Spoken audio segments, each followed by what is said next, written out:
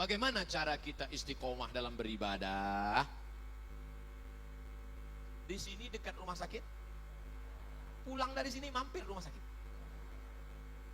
Untuk apa? Supaya istiqomah. Kita tidak pernah menghormati, menghargai sehat karena kita tidak sakit. Begitu lihat orang sakit, saya usahakan dalam sebulan sekali ke rumah sakit. Assalamualaikum ibu. Waalaikumsalam. Ustaz, dari tadi yang sakit ibu melulu. Oke, kita ganti bapak. Assalamualaikum bapak. Waalaikumsalam. Bapak sakit? Gak tahu kok nanya. Kura-kura dalam perahu, pura-pura tidak tahu. Sudah gaharu cendana pula, sudah tahu bertanya pula. Bapak sakit apa pak? Jantung koroner. Bapak sakit apa pak? Diabetes meletus. Bapak sakit apa? Asam urat. Bapak sakit apa? Kanker otak. Bapak sakit? Gak ada yang gak sakit. Maka disitulah baru kita sadar ternyata nikmat ini besar. Maka kalau mau istiqomah, sering-sering tengok orang sakit. Pulang dari sini, mampir rumah sakit. Kalau security-nya nanya, mau jenguk siapa mas? Semua yang di rumah sakit ini mau kujenguk. Aku mau mengambil pelajaran dari orang-orang sakit ini, wahai security. Hai security, kenapa kau tak pernah mengambil pelajaran? Nah, yang kedua, sering-sering lihat orang mati. Janganlah kasar Pak Ustaz, meninggal dunia. Nampak bendera putih berkibar, singgah. Hah?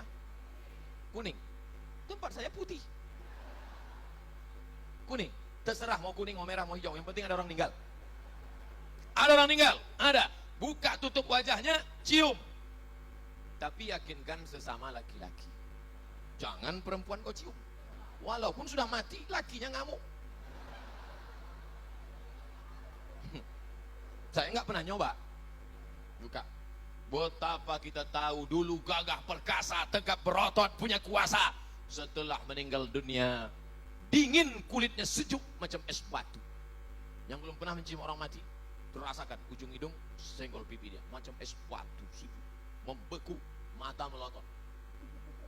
Tak ada satupun orang mati yang bisa memejamkan matanya. Semuanya dipejamkan orang lain. Makanya jangan langsung datang jenguk orang mati kalau nggak berani menjamkan mata. Biarkan dulu agak-agak antrian ke-5, ke-6 apa. Datang ke sana, pejamkan matanya. Allahumma firli fulan ibni fulan warfa' darajatahu al-ghabirin. Betapa kita tak ada apa-apa. Antar sampai ke pemakaman. Tegak berdiri kau di samping liang lahat. Tengok ke dalam. Iya, kalau liang lahatnya seperti ini, penuh dengan bunga-bunga. Tidak ada saudaraku, kosong, hanya tanah. Kebetulan tempat itu tanahnya tanah merah, tanah liat. Habis hujan tadi, basah. Kata panitia penyelenggaraan jenazah, Pak, gimana? Ada air di dalam. Udah injek aja. Air naik. Karena ini tanahnya kebetulan dekat sawah. Begitu digali, hujan lebat, naik. Diletak ke bawah, naik. Diambil batu besar, timpa ke bawah. Mana tempatmu? Dulu rumah itu yang membuat engkau. Rumah itu yang mencarikan arsiteknya engkau. Tapi sekarang tidak ada sejengkal pun di rumah itu yang mau menerima engkau. Itu kamar papa dulu. Sekarang kamar brownies.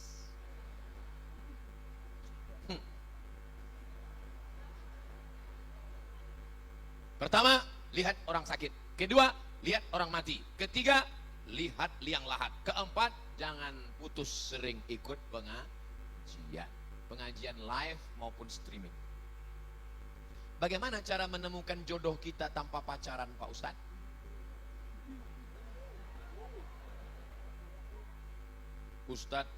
Ustadz Habib Kiai datang. Mereka punya banyak stok.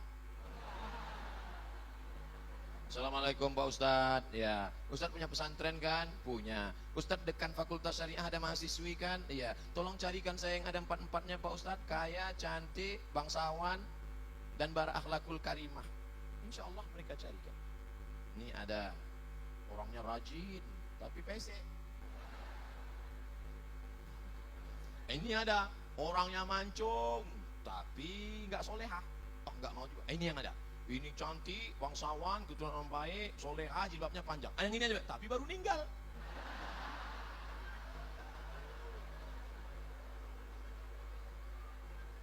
Kalau jodoh takkan kemana. Itu kata-kata indah, tapi harus ada usaha. Ustadz ceramah diberi air minum. Ini nyindir nih, enggak. Diberi air minum.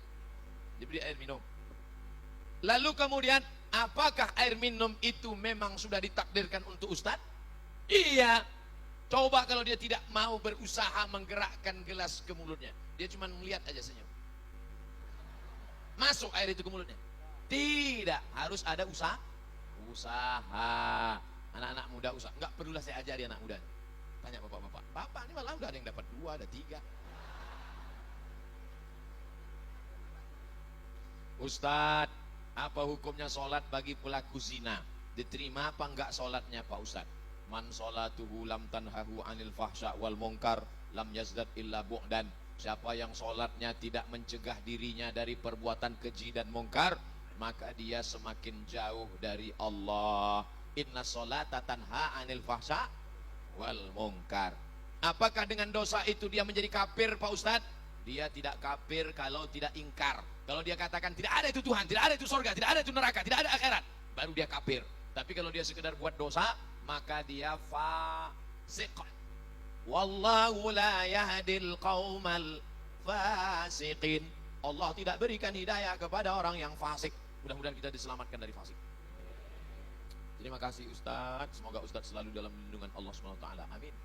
Kenapa Ustadz selalu bacakan doa di belakang? Biar supaya jamaah mengaminkan. Amin, amin. Jamaah. Oh kalau gitu Ustadz aja yang enak, Ustadz yang dapat. Kami yang mengaminkan pun dapat juga. Apa kata malaikat? Walaka misluh. Kau tadi sudah mengaminkan, engkau dapat yang sama seperti yang kau aminkan. Makanya ibu kalau bapak berdoa, ibu aminkan. Tapi ibu tanya dulu doanya apa. Nah, nanti amin, amin. Tanya mas doanya apa. Bagaimana jika ada pertanyaan masalah agama, tapi kita tidak memiliki ilmu? Apakah kita boleh berpendapat atau bagaimana Pak Ustadz? Saya menjawab yang saya pernah baca, yang saya pernah dengar, yang saya pernah belajar, yang saya pernah tahu. Kalau saya nggak tahu, kertasnya saya bawa pulang. Itu kami tonton di YouTube. Ustadz nggak pernah bilang nggak tahu. Kenapa semuanya Ustadz jawab? Yang nggak saya jawab dipotong videonya. Yang diupload yang saya jawab saja. Kalau saya nggak tahu, jangan dijawab. Inna sama telingamu wal basar, matamu wal fuad, hati, pikiran, lidahmu, semua akan ditanya. La taqfu ma laisa laka bihi ilmun. Kalau nggak tahu jangan bicara, jangan ngomong. Walaupun titel kita MSI, Master Segala Ilmu. Terima kasih Ustaz. Panjang umur, sehat selalu. Amin. Kan? Mengenai fikih Ustaz. Oke. Air kencing itu kan najis. Ya, air sperma itu kan suci, tidak najis. Mengapa apabila kita kencing hanya istinja saja, sementara itu najis? Kenapa kita keluar sperma harus mandi? Sudah gitu kata Nabi.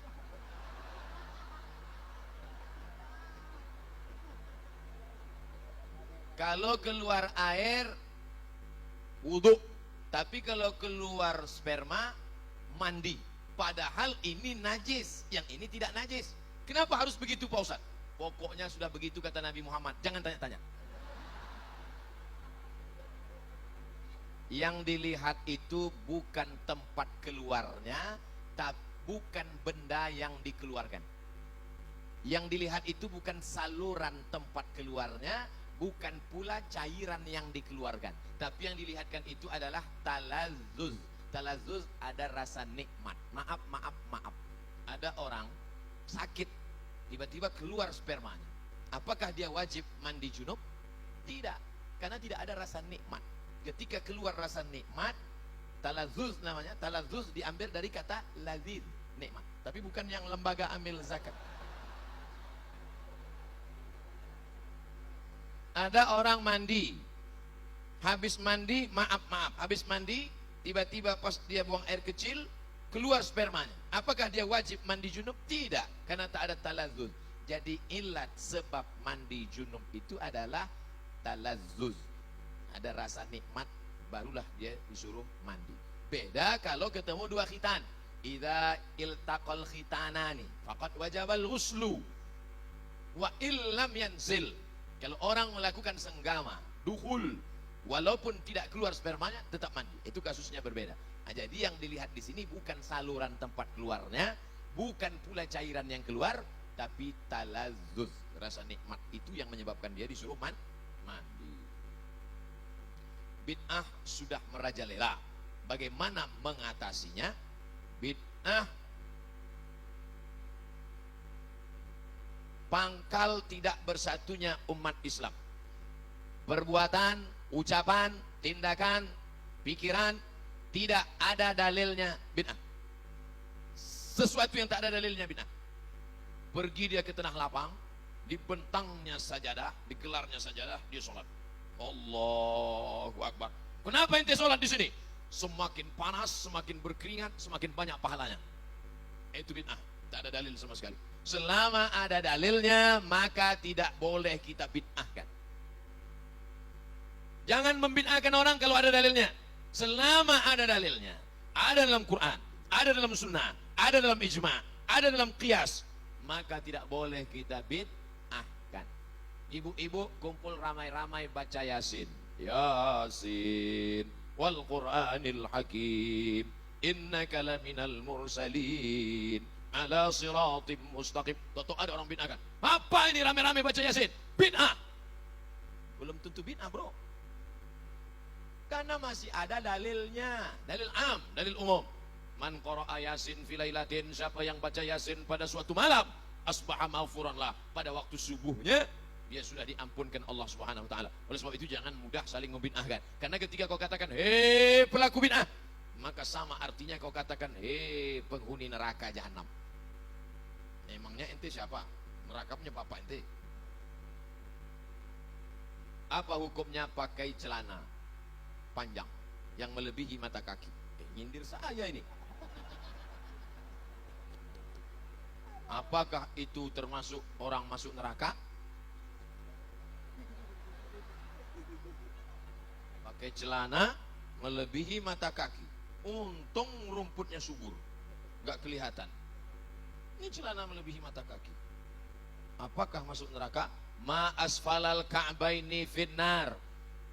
Kain, celana, jubah di bawah mata kaki masuk neraka.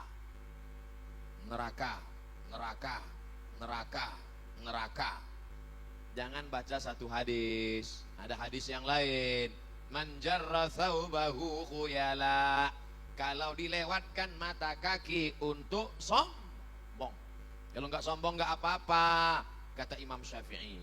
Kalau enggak sombong enggak apa-apa, kata Imam Nawawi. Kalau enggak sombong enggak apa-apa, kata Imam Sun'ani dalam Subulus Salam Syarah Bulughul Maram. Kalau enggak sombong enggak apa-apa, kata Imam Syaukani dalam Nailul Autar. Kalau enggak sombong enggak apa-apa, kata Syekh Yusuf Al-Qardawi dalam kitab Kaifana Ta'amal Ma'as Sunnah. Kalau enggak sombong enggak apa-apa, kata Syekh Ali Jum'ah. Kalau enggak sombong enggak apa-apa, kata Syekh Atiyah Sokor dalam kitab Fatawa Al-Azhar. Saya dalam hal ini tidak menyalahkan kawan-kawan yang sudah potong kaki celana. Bapak yang sudah potong jangan disambung, biarkan aja. Saya sudah terlanjur motong Pak Ustaz, biar aja. Bagi yang sudah terlanjur motong, yang belum motong jangan diejek. Jangan nanti pulang dari sini, ini kelihatannya setelah hijrah makin tinggi nih. Yang udah motong biarin, yang nggak motong. Kalau antara yang udah motong dengan yang belum motong saling ngejek, yang ketawa, yang nggak pakai celana. Ini masalah khilafiyah.